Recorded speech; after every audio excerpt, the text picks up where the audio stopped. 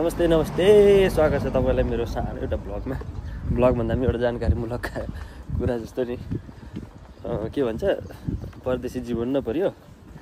यसो बल्ल 8-10 दिन 15 दिन 20 दिन चाहिँ नन स्टप ड्युटी गरेर काममा एकदम थाकित भएर चाहिँ यसो 2-4 दिन पछाडि चाहिँ छुट्टीको आज यसो माहौल बनाएर केही समय यसो फुर्सदमा न्युज हेरेर चाहिँ यसो बस्यो।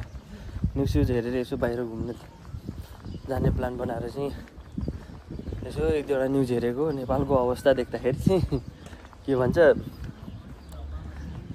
कसैले राजा चाहियो अरे जिन्दाबाद भन्दै हिँड्छन्, तोडफोड गर्दै हिँड्छन्। के छ जाँडाहरू के अरे कहिले आज राजा चाहियो भनेर हिँड्छ, भोलिपल्ट फेरि के अरे त्यही मान्छे चाहिँ एमाले जिन्दाबाद भन्दै हिँड्छ, पर्सिपल्ट माओवादी जिन्दाबाद भन्दै हिँड्छ। केही देखियो के अरे के भन्छ यिनीहरूको नाटक देख्दाखेरि नि म नेपालका जनताहरू पागल जनताहरू सबै पागल भइसकेको क्या हो। त्यो केपी ओली शेरबहादुर देउवा यस्ता जाँडाहरू त सबै पागल नै हुन् अलरेडी नै। देश लुटेर खाने जाँडाहरू सबै चोर नै भइसके नि, चोर भइसकिहाले। चोर त चोरै हुन्। अब जनताहरू पनि जनताले बनाएको चोर हुन् नि त। जनताले चाहिँ आज के भन्छ एमाले चाहियो, एमाले जिन्दाबाद भन्दै झन्डा बोकेर हिँड्छ, भोलिपल्ट के अरे माओवादीको झन्डा बोकेर हिँड्छ, जता खान पल्कायो त्यति हिँड्छ। अनि आन्दोलनमा गएको कमसेकम आन्दोलनमा सिरियस हुन्छ नि त।